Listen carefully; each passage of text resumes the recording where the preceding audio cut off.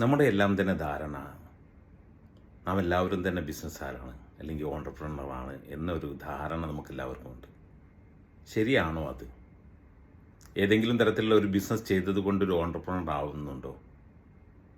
ഇല്ല എന്നുള്ളതാണ്.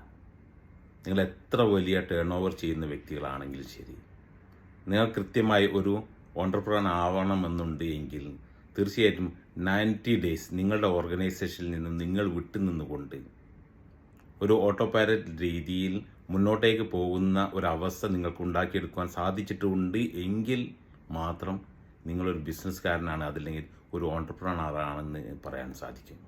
അതല്ലാത്ത പക്ഷം ഒരിക്കലും തന്നെ നിങ്ങളൊരു ഓണ്ടർപ്രണർ ആവുന്നില്ല.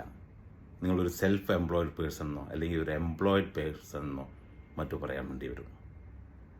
തീർച്ചയായിട്ടും ഓരോരോ ആളുകളും തന്നെ ജീവിക്കുന്നത് ഇങ്ങനെ വ്യത്യസ്തമായ ഘട്ടങ്ങളിലൂടെയാണ്. ഷോപ്പ് തുറക്കുന്നതും ഷോപ്പ് അടക്കുന്നതും, അല്ലെങ്കിൽ ഒരുവിധം എല്ലാ ഓർഗനൈസേഷൻ്റെ എല്ലാ ഭാഗങ്ങളിലും നാം തന്നെയാണ് ലീഡ് ചെയ്യപ്പെടുന്നത് എങ്കിൽ ഒരിക്കലും തന്നെ ഒരു ബിസിനസ്സുകാരനാവുന്നില്ല. നമ്മുടെ പ്രവർത്തനങ്ങളെ എത്രമാത്രം നമുക്ക് ഡെലിഗേറ്റ് ചെയ്യുവാൻ സാധിക്കുന്നു എന്നുള്ളത് ഏറ്റവും പ്രധാനപ്പെട്ടതാണ്. എങ്ങനെ നമുക്ക് നമ്മുടെ ഓരോരോ പ്രവൃത്തികളും ഡെലിഗേറ്റ് ചെയ്യുവാൻ സാധിക്കും? ഒരു ഓണ്ടർപ്രണറെ സംബന്ധിച്ചിടത്തോളം ഏറ്റവും പ്രധാനപ്പെട്ടത് അവൻ പുതിയതായ കാര്യങ്ങൾ എങ്ങനെ നമുക്ക് ചിന്തിച്ചെടുക്കാൻ സാധിക്കും, അതല്ലെങ്കിൽ പുതിയ കാര്യങ്ങൾ എങ്ങനെ നമ്മുടെ ബിസിനസ്സിലേക്ക് കൊണ്ടുവരുവാൻ സാധിക്കുമെന്നാണ് നാം ചിന്തിച്ചു കൊണ്ടേയിരിക്കുന്നത്. കഴിഞ്ഞ 14 വർഷമായി കാനൻ ഫെയറിൽ ഞാൻ വന്നുകൊണ്ടേയിരിക്കുന്നുണ്ട്. പക്ഷേ ഈ പ്രാവശ്യം വന്നപ്പോൾ എനിക്ക് ലഭ്യമായി നല്ലൊരു ട്രോളി ലഭിച്ചു.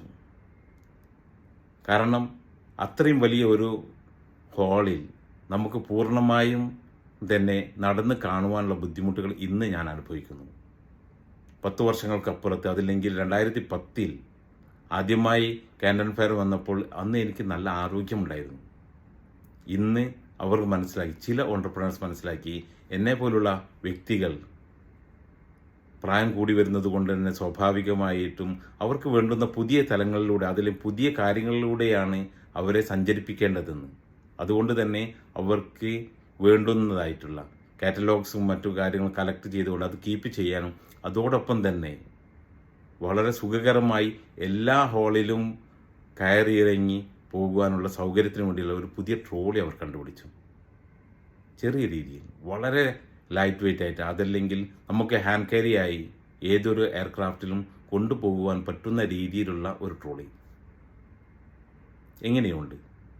കാരണം അവർ മനസ്സിലാക്കി, കഴിഞ്ഞ 10-15 വർഷങ്ങൾക്ക് ശേഷവും ഓരോ കസ്റ്റമറും ഇന്നും ഇവിടെ എത്തുന്നുണ്ടെങ്കിൽ അവരുടെ ഏറ്റവും വലിയൊരു പെയിൻ പോയിന്റ് ഇന്ന് കാനൻ ഫെയറിലെ ഏറ്റവും കൂടുതൽ ഹാളുകൾ കാണുക, അതല്ലെങ്കിൽ പുതിയ പുതിയ കമ്പനികളെ പരിചയപ്പെടുകയും അതോടൊപ്പം തന്നെ പുതിയ രീതിയിലേക്ക് അവരുടെ ബിസിനസ് മാറ്റുവാൻ ആഗ്രഹിക്കുന്നുണ്ടെങ്കിൽ പോലും അവരുടെ ആരോഗ്യം അവർക്ക് വേണ്ടുന്ന അല്ലെങ്കിൽ അനുകൂലമായി പ്രവർത്തിക്കുന്നില്ല എങ്കിൽ അതിന് വേണ്ടുന്ന പ്രവർത്തനങ്ങളാണ് ഈ പ്രാവശ്യം ഞാൻ ചെയ്യേണ്ടുന്നത്. അങ്ങനെ എനിക്കും ലഭ്യമായി. അതല്ലെങ്കിൽ ഞാനും വാങ്ങിച്ചു ഒരു ട്രോളി. ഇവിടെ ഞാൻ എന്ത് ചെയ്യാം, അത് അറ്റാച്ച് ചെയ്യാം.